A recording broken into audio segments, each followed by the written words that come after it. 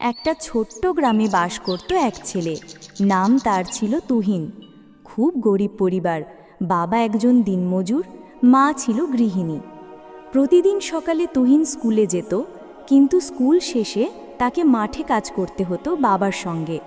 অনেক সময় ক্ষুধার্ত পেটেই পড়তে বসত সে। একদিন ক্লাসে শিক্ষক প্রশ্ন করলেন, তোমরা কে কি হতে চাও বড় হয়ে? সবাই বলল, ডাক্তার, ইঞ্জিনিয়ার, পুলিশ। তুহিন বলল, আমি একজন বিজ্ঞানী হতে চাই। এমন কিছু আবিষ্কার করতে চাই যাতে আমাদের মতো গরিবদের জীবন বদলে যায়। সবাই হেসে উঠল। কেউ একজন বলল, তোর কাছে তো খাতা কেনার টাকাও নেই। কিন্তু তুহিন থামল না। সে দিনের পর দিন মাটিতে বসে পুরনো বই কুড়িয়ে এনে কেরোসিনের আলোয় পড়াশোনা চালিয়ে গেল। অনেক রাত পর্যন্ত জেগে থাকত। নিজের হাতে তৈরি করত ছোট ছোট বিজ্ঞান প্রজেক্ট। একদিন স্কুলে বিজ্ঞান মেলা হলো।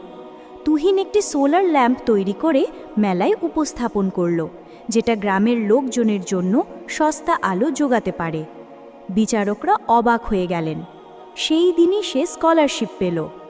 সে বড় বিশ্ববিদ্যালয়ে পড়াশোনা করে একদিন সত্যি একজন বিজ্ঞানী হয়ে উঠল। এরপর তাকে আর পেছনে তাকাতে হয়নি।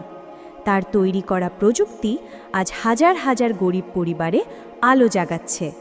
এক সাংবাদিক একবার জিজ্ঞেস করেছিল, এই সাফল্যের পেছনে রহস্যটা কি? তুহিন মুচকি হেসে বলেছিল, পরিশ্রমের ফল কখনো বৃথা যায় না। গল্পটি ভালো লাগলে সাবস্ক্রাইব করতে ভুলবেন না এবং লাইক দিয়ে পাশে থাকুন।